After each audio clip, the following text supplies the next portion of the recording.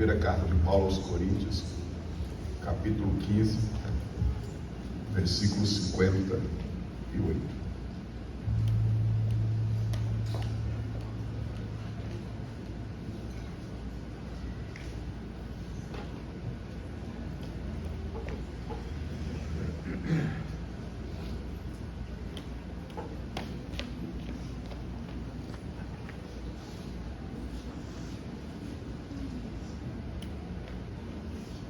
Portanto, meus amados irmãos, sede firmes, inabaláveis e sempre abundantes. Firmes, inabaláveis e abundantes na obra do Senhor, sabendo que no Senhor o vosso trabalho não é vão. Agora, por bondade, carta de Paulo aos Colossenses, capítulo 3, a partir do 18.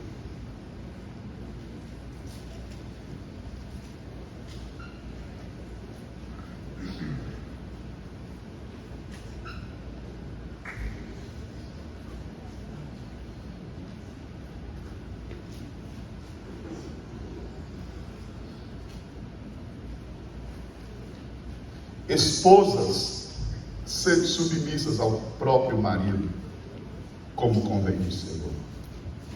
Maridos, amai vossa esposa e não a trateis com amargura. Filhos, em tudo obedecei a vossos pais, pois fazê-lo é grato diante do Senhor. Pais, não irriteis os vossos filhos, para que não fiquem desanimados. Servos, obedecei em tudo ao vosso Senhor, segundo a carne, não servindo apenas sob vigilância, quando o patrão está por perto, não servindo apenas sob vigilância, visando tão somente agradar a homens, mas em singeleza de coração, temendo ao Senhor. Tudo quanto fizerdes,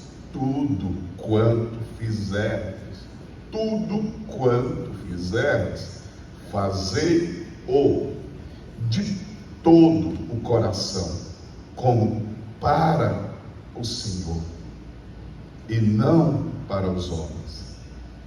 É esse versículo 24, a gente vai basear a nossa fala em cima do versículo 24, mas eu precisava ler os anteriores para vocês entenderem a respeito de que, ou de quais compromissos Paulo estava falando. Cientes de que recebereis do Senhor a recompensa da herança. Agora prestem atenção, é a Cristo, o Senhor, é que estais servindo. Esposas, sede submissas ao próprio marido. É a Cristo, o Senhor, que estais servindo. Filhos, maridos, amai a vossa esposa. É a Cristo que estais servindo. Filhos, obedeçam aos vossos pais. É a Cristo que estais servindo. Pais, não irritem os vossos filhos. É a Cristo que estais servindo. Servos, obedeçam aos vossos patrões, senhores, porque é a Cristo que vocês estão servindo. Versículo 1 do capítulo 4, Paulo precisou lembrar aí dos patrões, dos empregadores, dos chefes, senhores. Tratem os servos de vocês com justiça e com equidade, certos de que também vós tendes o Senhor no céu. Irmãos, eu queria falar sobre a lei da recompensa, o Evangelho e a lei da recompensa. A gente sempre vai para os extremos de toda a mensagem.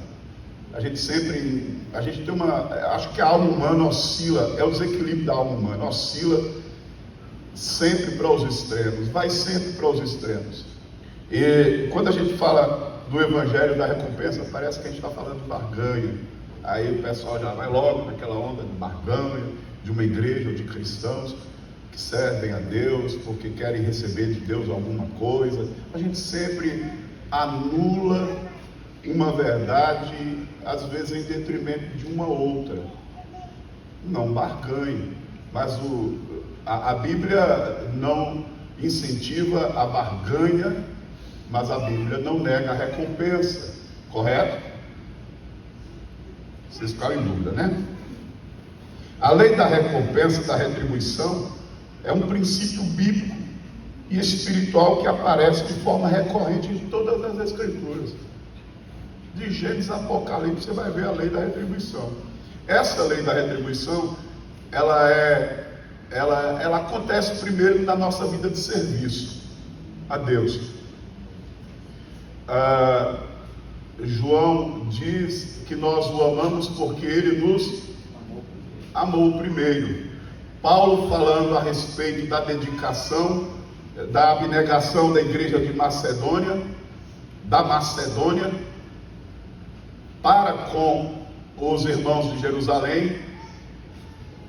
Paulo diz que os irmãos de Jerusalém, eles sentem a obrigação, me permita a palavra, talvez o dever de retribuírem aos macedônios por conta da salvação que receberam, por conta do bem da salvação. Então eles retribuíam aos macedônios de forma generosa o cuidado com a igreja, com aqueles irmãos que estavam carentes. Então a igreja de Jerusalém oferta para os macedônios, levando uma contribuição para os macedônios. Ela pensava nisso: nós recebemos de Cristo a salvação, por que não retribuir? Então, a lei da retribuição, da recompensa, ela acontece de imediato com a gente responde. O que é o serviço se não uma resposta ao amor de Cristo? E devia ser assim. Eu sirvo em resposta ao amor de Cristo. Você vai encontrar isso sempre nas Escrituras. Alguém servindo porque a sua casa foi visitada com salvação. O carcereiro, por exemplo, lá em Atos 16, decide lavar os ferimentos de Paulo e Silas e decide recebê-los em casa em resposta à salvação que receberam por intermédio de Paulo e Silas. Então eles recompensam, retribuem em serviço a Paulo e Silas por conta da salvação que receberam. Então a gente retribui. O nosso serviço é uma resposta ao amor de Deus. A gente está aqui porque Cristo nos amou, porque Cristo morreu por nós. Mas existe também a retribuição de Deus para com os seus servos. Deus retribui. A lei da recompensa tem pelo menos 3 propósitos imediatos. Primeiro, ela aponta para a justiça e fidelidade de Deus. O Deus que nos chamou nos faz promessas. O Deus que nos chamou nos fez promessas. E quando nós somos fiéis ao Senhor, nós somos recompensados naquilo em que somos fiéis. Isso se dá em conta ou por conta do caráter justo e fiel de Deus. A lei da recompensa faz esse apontamento. Mas a lei da recompensa existe para a finalidade de encorajamento. Como é bom, como a gente se sente estimulado. Imagine um empregado sem a lei da recompensa, a existência. Aí você fala assim, a gente fala sempre da necessidade da gente zerar expectativas. A gente nunca zera expectativas, a gente diminui, ou a gente as coloca no lugar e no alvo certo. No alvo certo, mas a gente não existe relações, vida humana sem expectativa. Imagine como seria a vida humana. A própria esperança cristã, ela fala de expectativas. Nós temos expectativas no nosso coração a respeito de Deus. Deus tem expectativas ao nosso respeito. Então, a lei da retribuição e da recompensa, ela aponta para a fidelidade e justiça, mas ela encoraja a gente. Tem tempo que a gente precisa de um nego. A gente precisa de uma afirmativa, Deus chega aqui, me abraça e me acolhe. Olha eu aqui, ó. Todos nós oramos, ou já oramos, ou vamos orar em algum momento, como o rei Ezequias. Eu tenho sido fiel diante do Senhor, eu tenho andado diante do Senhor, eu tenho servido ao Senhor, dedicado minha vida ao Senhor.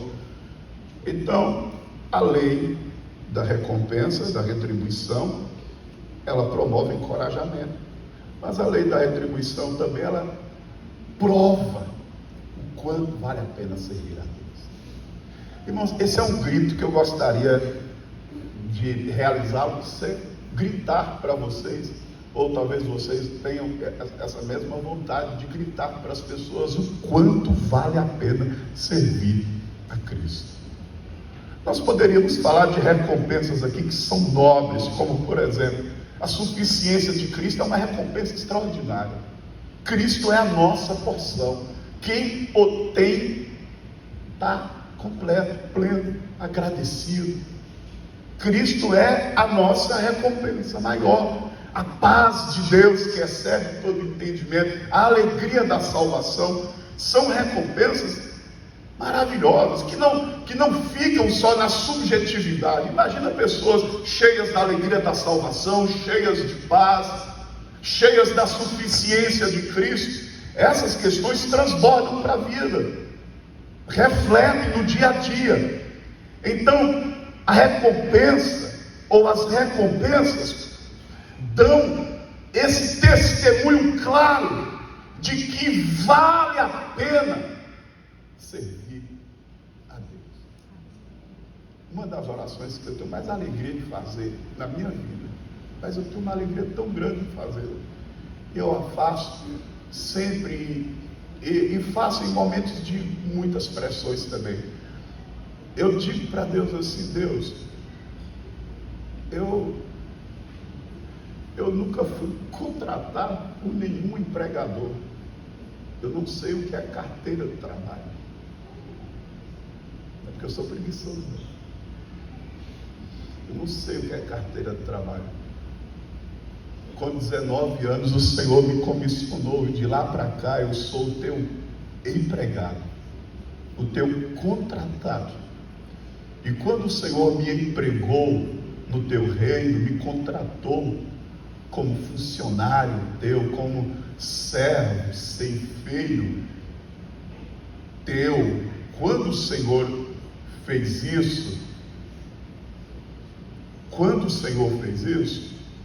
eu pedi, é porque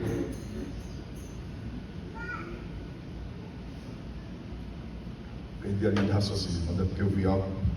Vamos lá. Quando o Senhor me contratou, e de lá até agora, eu tenho sido sustentado pelo Senhor que me contratou.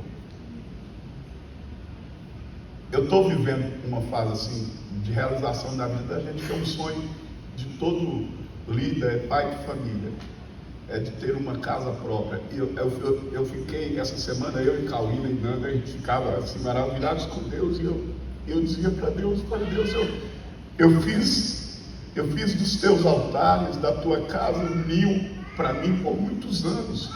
Por muitos anos eu morei, foi um ano, eu morei em 3 igrejas, morava dentro de igreja, cozinhava dentro de igreja, servia dentro de igreja, anos assim. Não foi algo de vez em quando que a gente fazia esporádico, a gente não tinha dinheiro às vezes para pagar o aluguel de uma residência, ou porque eu comecei o ministério solteiro, e a gente dormia dentro da igreja, a gente já alugava imóveis pensando em morar lá dentro, e foi no altar do Senhor que eu encontrei ninho, como disse o salmista. E os anos vão se passando na minha vida como na sua. A gente chega um momento que a gente quer dar um grito como Pedro, e nós que tudo deixamos, Senhor, Pedro está fazendo uma reclamação, eu não gosto dessa palavra, mas a que eu encontrei aqui, uma reivindicação. E nós que tudo deixamos, porque o jovem rico não quis deixar. O Senhor propôs a ele vender tudo, pegar o dinheiro, dar aos pobres e voltar e seguir o Senhor. E o jovem rico ficou triste com a proposta e virou as costas para Jesus. E Pedro toma a palavra e diz: nós, ele fala pelos outros, devia falar só por ele, eu deixei tudo. Ele fala por todo o colégio, diz: nós tudo deixamos para te seguir. Ele não quis deixar nada. Nós deixamos as redes, deixamos a nossa casa, deixamos a nossa terra, saímos e estamos aqui seguindo ao Senhor, servindo ao Senhor. Na verdade, Pedro está reclamando a lei da retribuição. E aí, Senhor, o que será de mim? E a gente tem isso na vida cristã, porque a vida cristã custou ou custa para todo mundo, ou se não custa, não pode ser chamada de vida cristã, porque não existe discipulado sem custo. Eu, sinceramente, quando a gente compara os custos, aquilo que nós chamamos de custo, com o que de fato foi custo para os nossos primeiros irmãos, lembra da canção que nós ministramos aqui? Os primeiros irmãos, se a gente comparar aquilo que a gente conceitua e chama de custo hoje, com os custos daqueles irmãos, eu tenho vergonha, de verdade, eu não sei, eu acho que a gente até fere o conceito da palavra custo, mas enfim, a vida cristã vivida conforme o Evangelho tem custo. Todos nós tivemos que renunciar e continuaremos fazendo renúncias todos os dias. E sem renúncia não há reino de Deus. Ninguém entra no reino, ninguém vive o reino sem renúncias. Todo dia a gente renuncia. O que Cristo disse que a primeira coisa que se tem que fazer ao segui-lo é renunciar a si mesmo. Olha que coisa fácil de ser feita. Se alguém quiser vir após mim, deixe de seguir a si próprio e siga-me. Não tem como seguir Jesus e seguir a si. Ou você segue você, ou você segue Jesus. Então, se alguém quer vir após mim, negue-se a si mesmo. Tem custo. E a gente fica com esse grito na garganta: Senhor, me custou e me tem custado. Eu estou precisando de um incentivo teu na caminhada, de uma recompensa. O perigo e eu quero lembrar aqui um salmista que é o Asaf. Olha o que Asaf falou sobre a questão, o perigo e o risco que corremos no que tange a lei da recompensa. Salmos 73, versículo 13. Com efeito, olha aqui. Agora, olha o que ele diz. Veja o versículo 1, ele começa no versículo 1 dizendo assim, versículo 1, vai lá. Com efeito, Deus é bom para com Israel, para com os de coração limpo. Ele começa afirmando: Deus é muito bom. Aí ele vai dizer: quanto a mim, porém, quase me resvalaram os pés, pouco faltou para que se desviassem os meus passos. Pois eu invejava os arrogantes ao ver a prosperidade dos perversos. Agora, vai ao versículo 13 agora. Eu acho engraçado dizer que para os perversos não há preocupação. Olha o que ele diz: com efeito, inutilmente conservei puro o coração e lavei as mãos da inocência. Sabe o que Asaf está dizendo? Que valeu a minha entrega, a minha santificação, a minha pureza, a minha dedicação. Eu olho para os perversos, para os ímpios, e parece que a vida deles vai muito bem. O meu vizinho está maravilhoso. Olha, parece que ele está muito bem. Agora eu, que me dediquei à pureza e à santificação e à fidelidade, ele diz: é inútil. A minha pureza e a minha santificação foi uma escolha inútil. E isso é um risco que a gente corre no decorrer da caminhada. Deus, olha onde eu cheguei com o Senhor, os níveis e a quantidade de renúncias e entregas, e daí pode acontecer até apostasia também, da pessoa desanimar. E eu não estou falando apostasia, eu estou falando apostasia no sentido mais raso, não naquele sentido de deturpação da verdade, mas de abandono da fé. Quantas pessoas abandonam? Agora, olha o versículo 14: pois de contínuo sou afligido a cada manhã e castigado. Olha a minha vida, Senhor, de dedicação ao Senhor, afligido e castigado. Versículo 17, olha o que ele faz no versículo 17, para mudar a situação. Ele vai orar, ele vai chorar diante de Deus. Vocês não fazem isso de vez em quando, não? Tem tempo na caminhada cristã que a gente vai chorar, vai conversar com Deus a respeito de um tanto de coisas, de um tanto de decisões, de um tanto de escolhas que a gente fez, e a gente vai conversar com Ele, até que entrei no santuário de Deus e atinei com o fim deles. Ele muda o pensamento, a perspectiva, quando ele entra na presença de Deus. Agora, olha o versículo 18: tu certamente, ele vai falar sobre os ímpios, tu certamente os pões em lugares escorregadios e os fazes cair na destruição. Aí ele abre os olhos: a minha vida que está segura, velho. Eu estou bem. E eu estou pensando que a aparência, a forma como os ímpios estão, não, Deus os põe em lugares escorregadios. Versículo 19, versículo 18: tu certamente os pões em lugares escorregadios e os fazes cair na destruição, como ficam de súbito assolados, totalmente aniquilados de terror. 23, todavia estou sempre. Aí vai ver, olha como eu estou. Irmãos, a gente precisa de relacionamento e intimidade com Deus, para a gente lidar da forma saudável com a lei da retribuição, com a lei da recompensa, porque ela não vem de imediato. As coisas e as promessas e o que Deus falou não acontece de um dia para o outro. Tem promessas que duram décadas. Tem coisas que Deus te falou, que falou há muito tempo. Tem promessas que Deus te fez que você nem lembra mais dessas promessas, mas que estão na memória de Deus. O Senhor não esqueceu de nenhuma delas.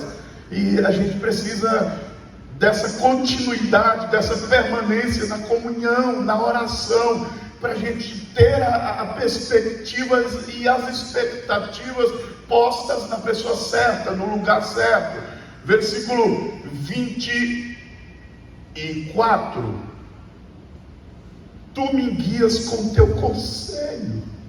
Não, então não é inútil ser puro, não é inútil ser fiel. Tu me guias com teu conselho, me recebes na glória. Quem mais tenho eu no céu? Não há outro em quem eu me compraza na terra. 26, ainda que a minha carne e o meu coração desfaleçam, ele diz: Deus é a fortaleza do meu coração e a minha herança para sempre. Então calma. Ainda que materialmente não aconteça, porque eu não acredito, eu acredito no favor. Deus é favorável. Deus é favorável aos humildes, mas ainda que nada dessas coisas aconteçam, nós temos a suficiência de Deus. E aí o versículo 28, quanto a mim, bom é estar junto a Deus. No Senhor Deus ponho o meu refúgio, para proclamar todos os seus. Aí ele mudou. Irmão, você está nessa crise? Parece sério, isso acontece com todos nós, na nossa caminhada com o Senhor, um tempo de muitos questionamentos, de muita lamentação. A Bíblia tem um livro de lamentação, não tem nada de errado nisso, não. Desde que você coloque no lugar certo, na pessoa certa. Aí a gente conversa com Deus sobre um monte de situações da vida da gente. Ele nos pediu, ele nos reivindicou, não, ele nos exigiu, ele nos ordenou, ele nos mandou. E aí a gente foi, e aí a gente respondeu. Mas olha a demora, olha o tempo. Lidar com a lei da recompensa exige um cuidado para que a gente não considere inútil a decisão de servir. E é esse o problema que acontece com Asaf.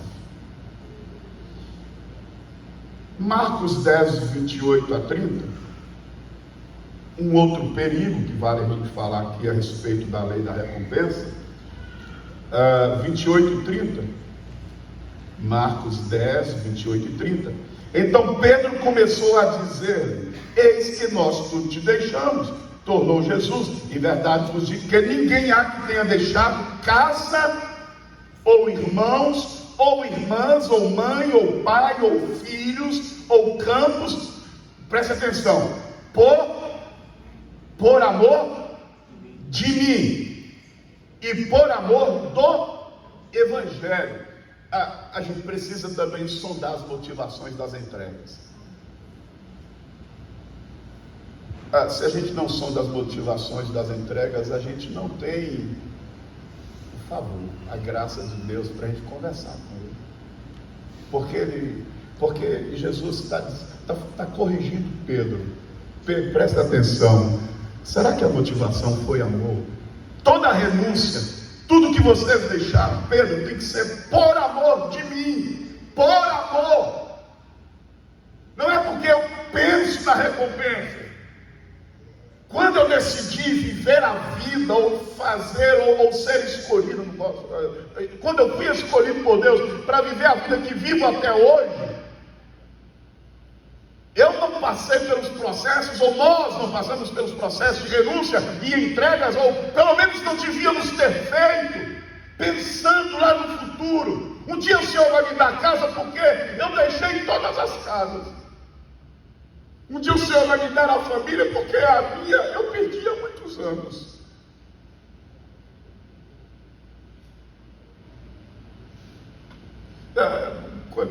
Quando a gente fala da questão pastoral, eu acho que um equívoco de uma comunidade cristã é nunca discernir e nunca saberá discernir os níveis de uma renúncia de um homem que é chamado para servir a Cristo.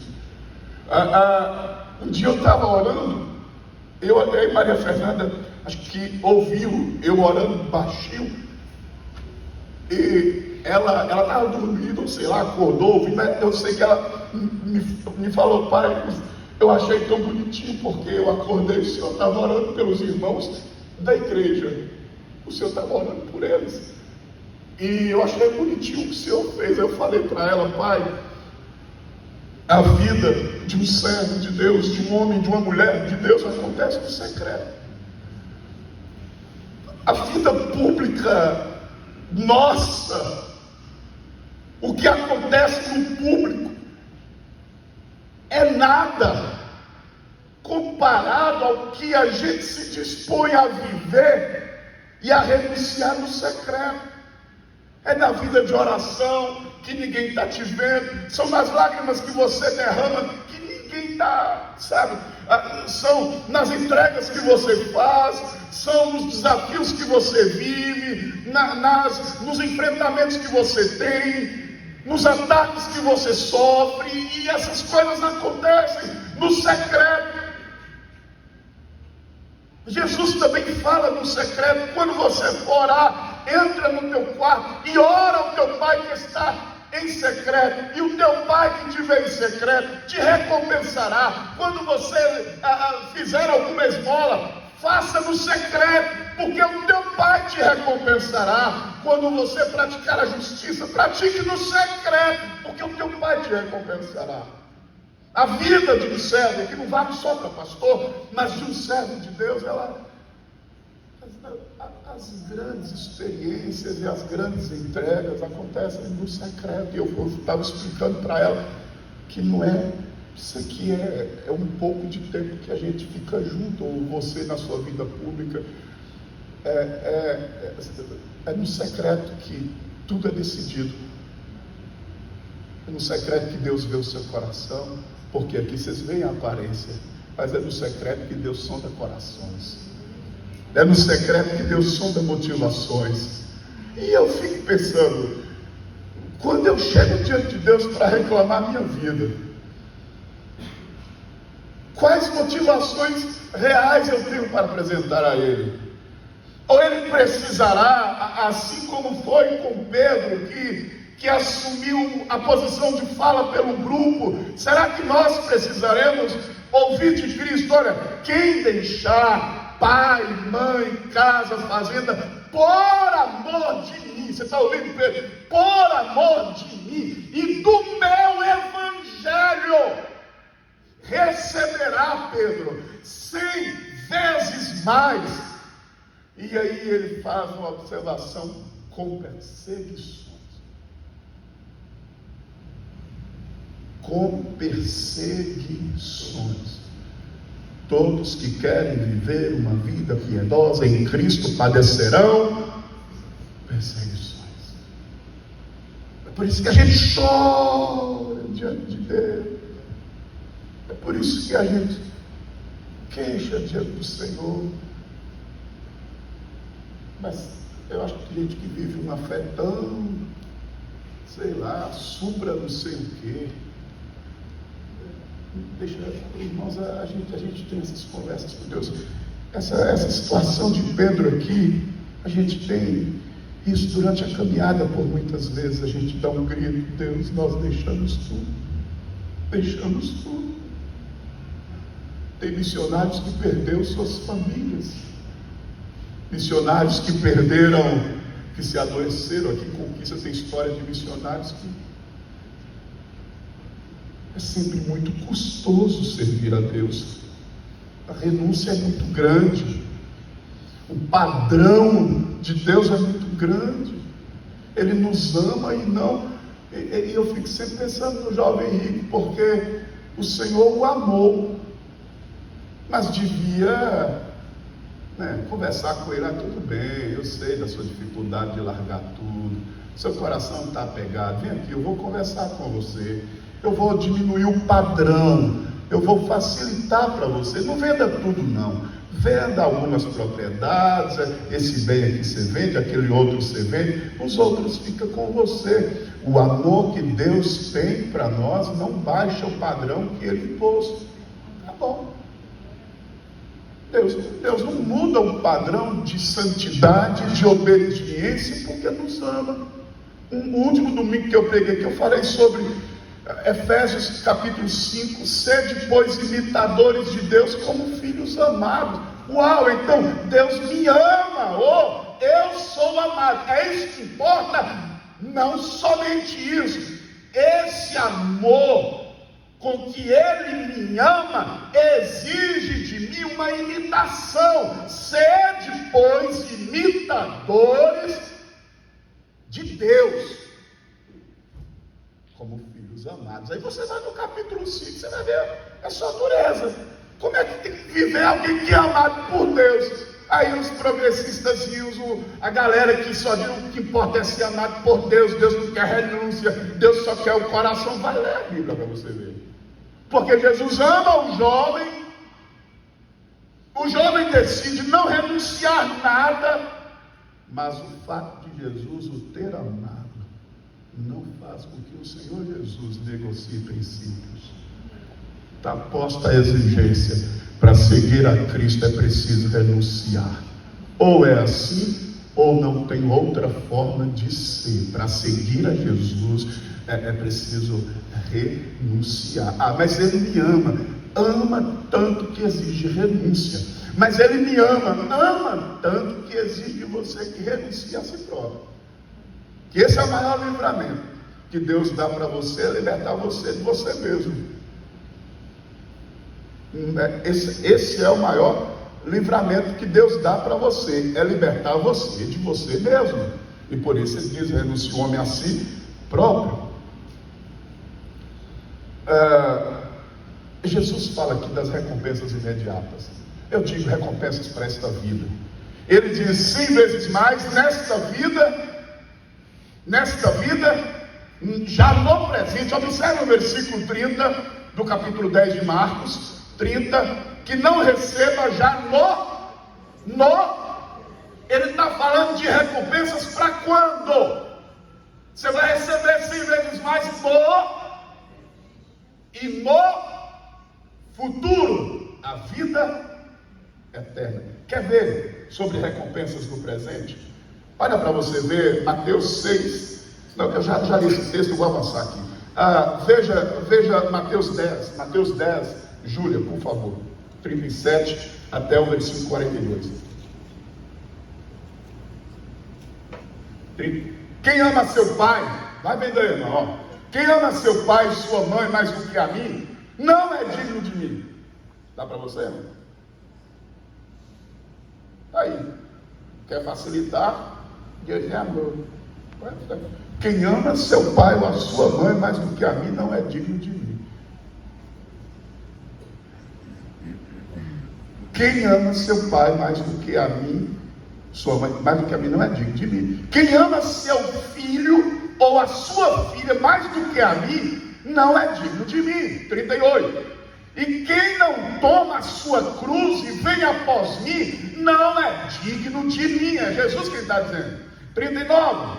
Quem acha a sua vida, perdê-la-á. Quem todavia perde a vida por minha causa, achá-la-á. Versículo 40.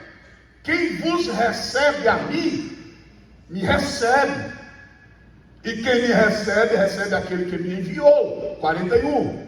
Quem recebe um profeta no caráter de profeta, receberá galardão de profeta. Quem recebe um justo no caráter de justo, receberá galardão de justo. 42. E quem der a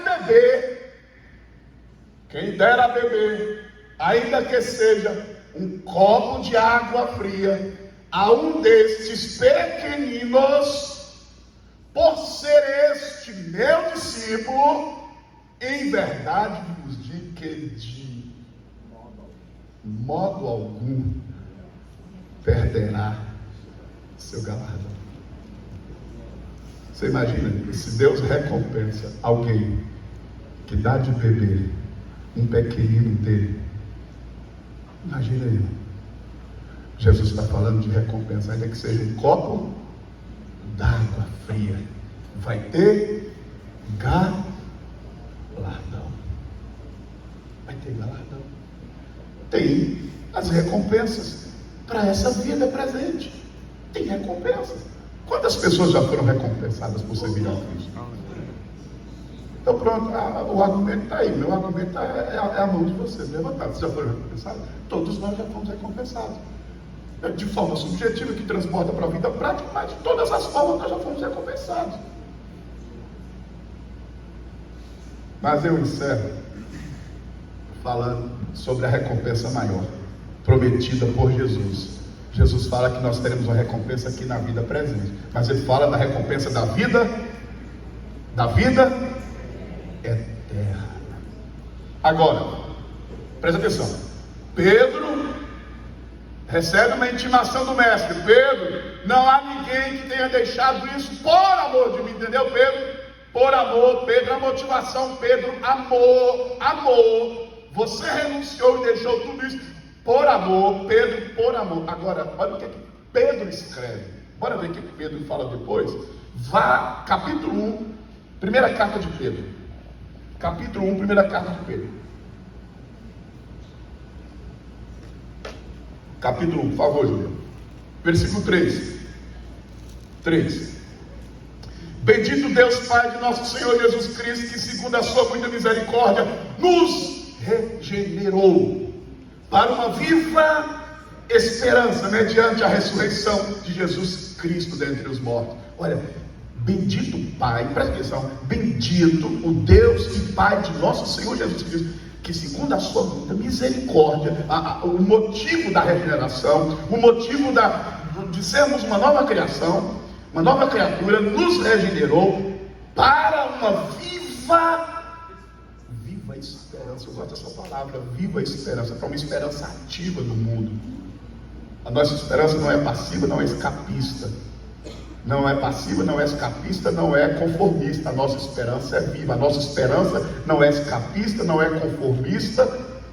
A nossa esperança não é passiva. A nossa esperança é viva. Agora, olha o versículo 4. Ele nos regenerou para uma viva esperança mediante a ressurreição de Jesus Cristo, para uma herança, olha a herança maior, a recompensa maior, para uma herança incorruptível. Não pode se corromper, porque as recompensas desta vida, a casa que eu consegui adquirir, ela um dia vai acabar, ou eu vou acabar para ela, ou a minha família vai passar para ela. A gente nem sabe quais são as gerações, se houver gerações que vão tomar conta daquilo. Todas as heranças e recompensas para esta vida são corruptíveis. E olha o que Pedro diz mais: para uma herança incorruptível, sem mácula. Ou seja, aqui na terra todas as recompensas são passíveis de serem manchadas, corrompidas. Mácula é corrupção, tudo aqui se corrompe. Até o que Deus nos concede com o nosso coração e com as nossas atitudes, a gente pode corromper. Mas o Pedro está falando de uma herança incorruptível e sem mácula, sem mancha, imarcessível, não murcha, não murcha. As nossas vitórias com o tempo, elas vão deixando de exercer estímulos na vida da gente, e a gente está precisando de uma vitória nova, de uma casa nova, de um carro novo, de um bem novo, de uma grana nova, de um emprego novo. O texto está dizendo que a herança eterna é imarcessível, ela não murcha, vai ficar viva por todos os tempos, por todos os séculos. O que é vida eterna, que é a grande herança e a recompensa da fé cristã? Uma vida que nunca vai acabar. Você está entendendo, irmão? Nós temos uma vida que nunca vai acabar. Aleluia. Minha avó que se foi, minha avózinha, a vida dela não acabou, ela está no Senhor. Haverá um dia que os mortos em Cristo ressurgirão. Haverá um dia em que a trombeta vai tocar e nós que ficarmos para a volta seremos transformados, o corruptível em incorruptível, o mortal no imortal, e a gente vai viver pelos séculos dos séculos com Jesus Cristo na eternidade. Essa é a recompensa que mais me motiva. A minha vida em Deus nunca terá fim.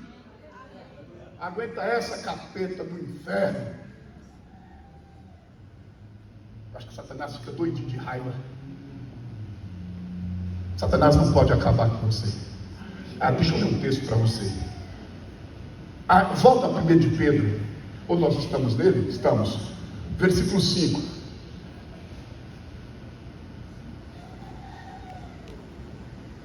Aí, ó. Olha que coisa bonita. Vocês compreendem o que está escrito aí? Ele está falando de uma herança eterna, de uma recompensa eterna, incorruptível, imarcessível, sem mácula. Mas olha o que Pedro está dizendo: vocês são guardados pelo poder de Deus mediante a fé para a salvação preparada para revelar-se no último tempo.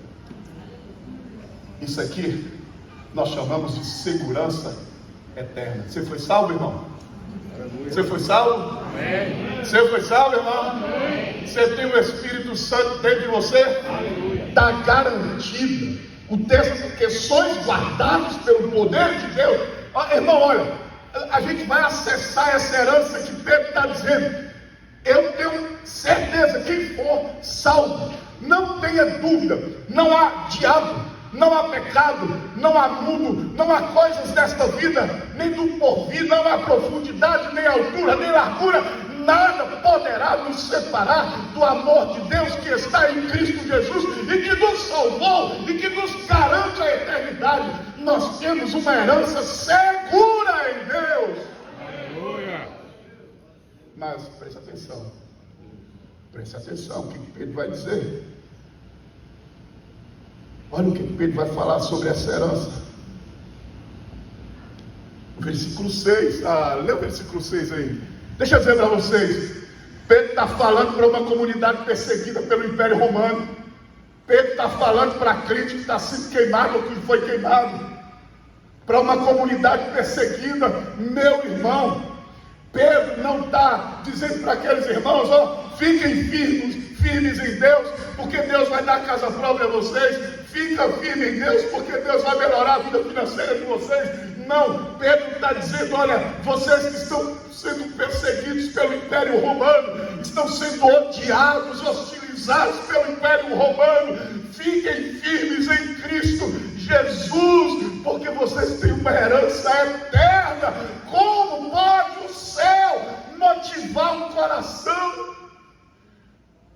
Eu não entendo.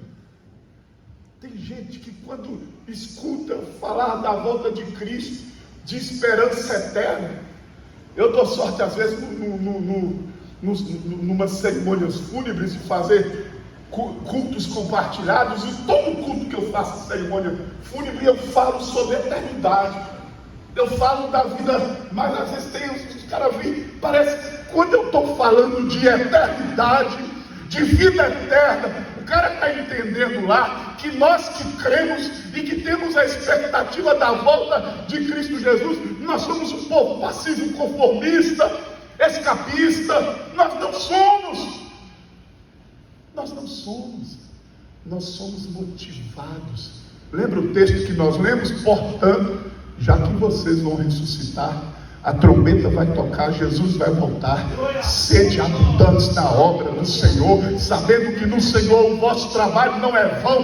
O resultado de quem tem a esperança eterna, o resultado de quem aguarda a vida eterna é trabalho, é dedicação, é empenho, é vida entregue, é consagração, é renúncia, é fidelidade, é obediência à palavra, é dedicação ao Evangelho.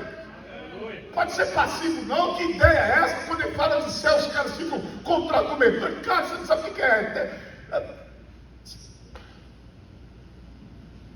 Só Jesus para ter misericórdia. Versículo 6, eu meditei no capítulo 1. Vou terminar. Nisso exultais. Ei, vocês estão morrendo. Vocês estão perdendo pessoas, irmãos. Vocês estão morrendo, estão perseguindo. Exultem-se. Mas em que, Pedro? Porque vocês têm uma herança eterna. Vocês têm uma recompensa garantida. O que Pedro está dizendo é: a vida eterna nos motiva a fazer os enfrentamentos daqui. Não é uma crençazinha subjetiva, vaga. Quem crê no céu, quem aguarda a recompensa eterna, vive essa vida intensamente. Exultai-vos, nisso exultem. Exultem em quê? Na vida eterna. Exultem em quê? Se alegrem. Por quê? Porque vocês receberão uma herança inacessível, incorruptível, uma herança que não vai se murchar, que não vai manchar. Exultem, se alegrem, embora no presente, por breve tempo, se necessário, sejais contristados por várias provações. Eu não sei quais são as alegrias da gente, mas quando eu falo de recompensa, a gente precisa pensar em amor. Quando eu falo em recompensa de Deus, a gente precisa pensar em olhar para Deus e dizer assim: Deus, se tu olhares para mim, o que o Senhor vai dizer a respeito do que de fato me alegra? O que alegra o meu coração mesmo? Será que é casa, dinheiro, coisas? Elas causam alegria sim. Mas o que alegra? O que enche o seu coração de alegria? O que mais te alegra? O que mais te exulta? O que mais te faz celebrar? Ele está dizendo aí: exultem por isso, a recompensa da vida eterna. Eu vou ler o último texto, por favor. Vamos ficar em pé. Pessoal do louvor, por bondade. Meu Jesus. Olha, lança aí, Júlia. Primeira carta para os Coríntios, capítulo 9. Eu quero todas as recompensas que Deus tem para mim aqui. Eu quero, já tenho recebido muitas. Mas o que me exulta mesmo é saber que a eternidade me é garantida, que o céu me é garantido. Nós temos a segurança eterna em Cristo Jesus. Primeira carta de Paulo aos Coríntios, capítulo 9, 24 a 27. Presta atenção no texto para vocês verem. Bora ler aí? Não sabeis vós que os que correm no estádio, todos na verdade correm, mas um só leva o prêmio. Correr de tal maneira que o alcanceis. 25. Todo atleta em tudo se domina, aqueles para alcançar uma coroa corruptível. Estava correndo na Oliva de manhã, estava tendo a corrida lá, umas 700 pessoas correndo. Todo domingo tem corrida naquela Oliva. Umas 700 pessoas correndo lá. Quando eu estava passando em frente à faixa de chegada, no retorno, aí o cara que estava em primeiro lugar estava chegando. Irmão, era uma vibração. E ele pulou, lançou-se sobre a faixa de chegada. E o cara gritava, mas não era Wanderson, o famoso Pelé. O cara está ganhando todas as corridas de Vitória da Conquista. Bateu o peito na faixa e saiu vencedor.